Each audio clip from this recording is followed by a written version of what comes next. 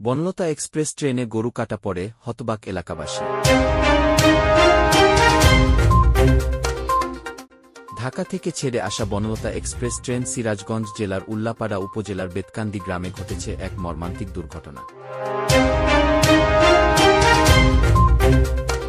ট্রেনটি Salap railway station পার হওয়ার পর আব্দুল ছালাম নামের এক ব্যক্তি তার 4টি গরু নিয়ে রেল ক্রসিং পার করার সময় ট্রেনের সাথে সংঘর্ষে পড়ে। দুর্ঘটনায় তার সমস্ত গরু একসাথে ট্রেনের নিচে চলে যায় এবং ঘটনাস্থলে গরুগুলি মারা যায়। স্থানীয় সূত্রে জানা গেছে, আব্দুল ছালাম তার গরুগুলিকে নিয়ে রাস্তা পার হচ্ছিলেন, এমন সময় বনলতা এক্সপ্রেস রেল ক্রসিং অতিক্রম করতে শুরু করে। ট্রেনের গতির কারণে গরুগুলির সামনে আসা ট্রেনটি সঠিক সময়ে থামানো সম্ভব হয়নি। ফলে ঘটনাস্থলে গরুগুলি ট্রেনের তলায় চাপা পড়ে। এ ঘটনায় আহত হয়নি আব্দুল ছালাম, তবে তার গরুগুলির মৃত্যুতে তিনি গভীর শোকাহত।